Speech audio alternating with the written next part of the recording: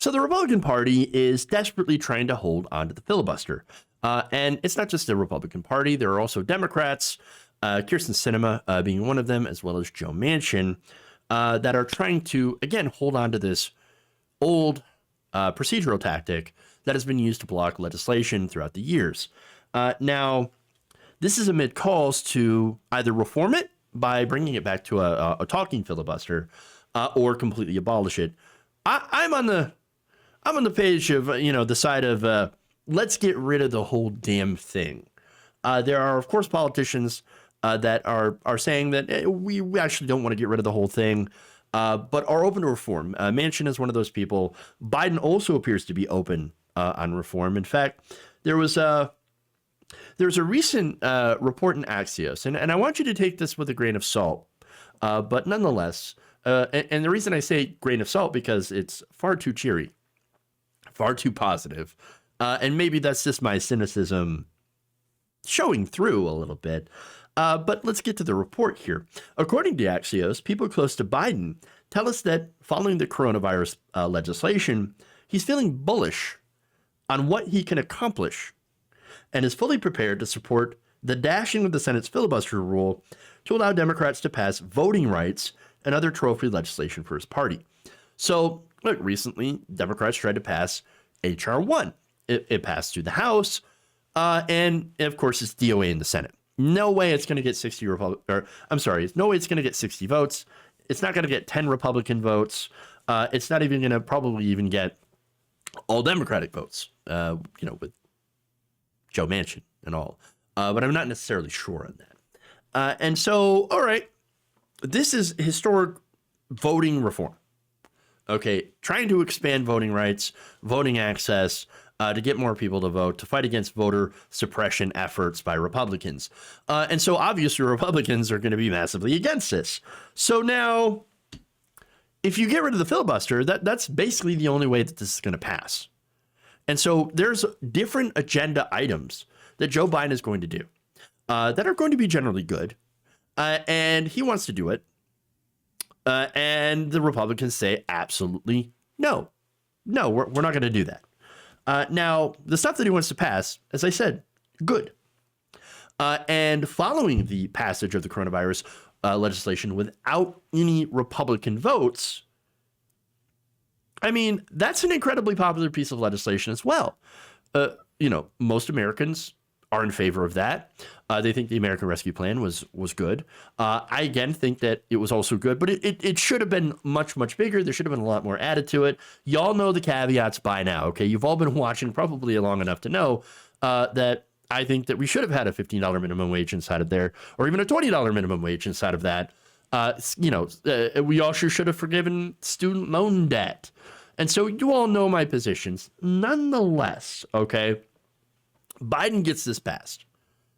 And now he's thinking, all right, I can do things. All right, we could do this without Republicans. I mean, I'm trying to involve Republicans. I'm trying to reach out, and they slap my hand away. Now, they did that during the Obama administration.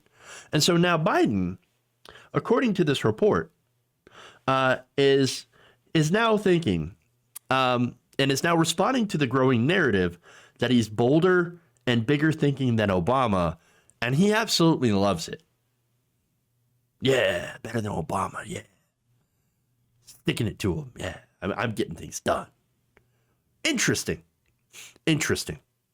Now, the report also mentions that its temptation to go even bigger, Senate Republican leader Mitch McConnell insists will create such a fissure between the parties that he compared to this week to nuclear winter. Look, let's be honest. There is already a massive fissure between the parties. The Republicans essentially exist to block any and all progress. And of course, they also exist in their original form in original and continued form as a money funneling scheme to the wealthiest Americans. So, I mean, there's that.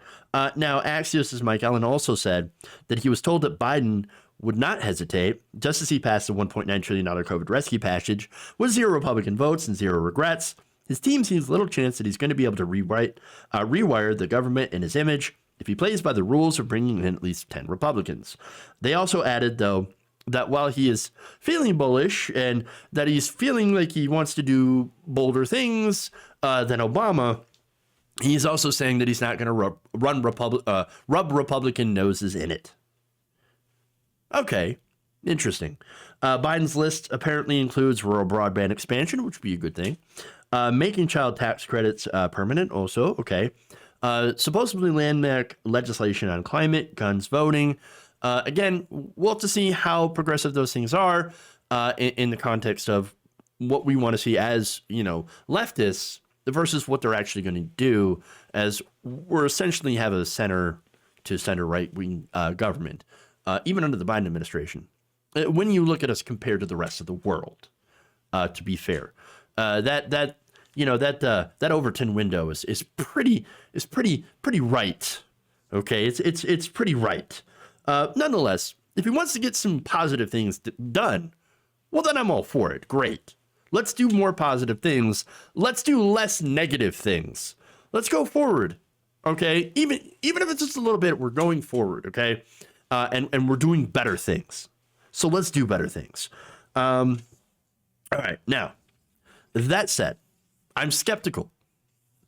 I will take this article with a grain of salt. Okay, and you should too. Until we see results, until we see these things actually happen, then we should not believe it. Okay, and we should continue to pressure that things can actually happen. Okay, so now, that said, I want to get rid of the filibuster. I don't just want to tweak it. Okay, I want that 60 vote threshold gone. That's the only way that we can get anything done. So now one of the arguments that Republicans are using against that is that, well, we're in the minority. You need to respect the rights of the minority party. It's an important tradition in the Senate. I can't believe the Democrats would go and try to upend that sacred tradition of the Senate. In reality, no, it's not a tradition. It's a racist holdover from Jim Crow.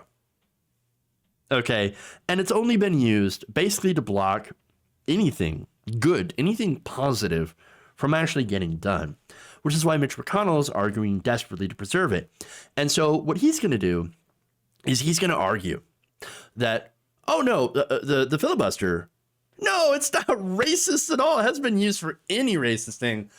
In fact, here he is. Take a look. You argue the filibuster is not rooted in racism. Historians differ on this. Are you concerned about the perception? If it is used against advancing voting rights, certainly the public perception is that Republicans are going to use this tool to make it harder for black people to vote. Yeah, actually, historians do not agree. It has no racial history at all. None. So there's no dispute among historians about that. Why you lying, Mitch? Why you lying? Oh my God, 100% wrong. Wow. No, historians actually do dispute that, buddy, because history disputes that. In fact, here's one response to that from Charles Westmoreland, a professor of history at the Delta State University in Mississippi. Here's what he said. Historian of the 20th century South here, I dispute Mitch's statement. The filibuster has a ton of racial history. And so now, what do I mean? Why do I say it's got history? Can you provide some examples? Yes, I can. In fact, Kevin Cruz, he was also a professor of history at Princeton. Here on Twitter, he shared a thread filled with examples. For one, the filibuster against the Civil Rights Bill, filibustered by conservatives. At the time were Democrats. Democrats were the conservatives, Republicans were the liberals, and then in 1965 or 1964, after the Civil Rights Act was passed, finally, after so many filibusters, it got switched. So there's that. Now, conservatives also filibustered against civil rights in 1875. They filibustered against a pension for a black official in 1906.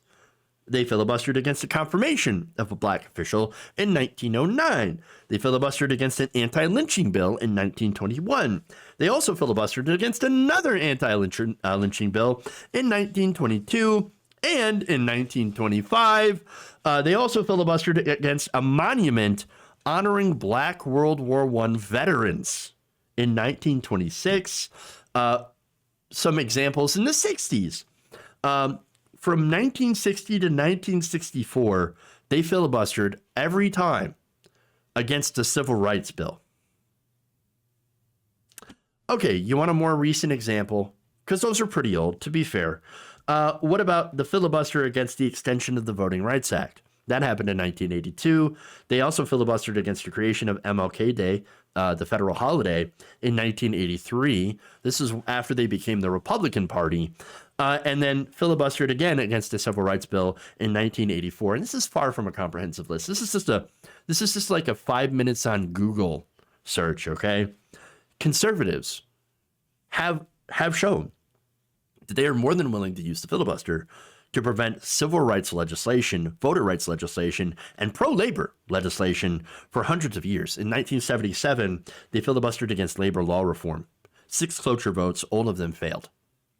Sorry, we're not going to have pro-labor. Oof, no, we don't want labor either, nor do we want civil rights. No, we don't want anything that's going to advance working class people of all races or colors. Can't do it. Not going to happen. That's what happens when you have conservatives in charge. All right. And so, yeah, it turns out there is kind of a racist history of, using that filibuster. And by the way, back then you actually had to talk. You actually had to go and do and you're wondering who this old dude is here, right? That's Strom Thurmond, a famous, incredibly racist congressperson who had given an incredibly long filibuster. So, all right. So that filibuster, of course, is famous for being one of the bigger filibusters because, again, it is a talking filibuster. This is what a lot of modern Democrats actually want to switch it back over to. Again, I think we should get rid of the 60 vote threshold, but there needs to be change.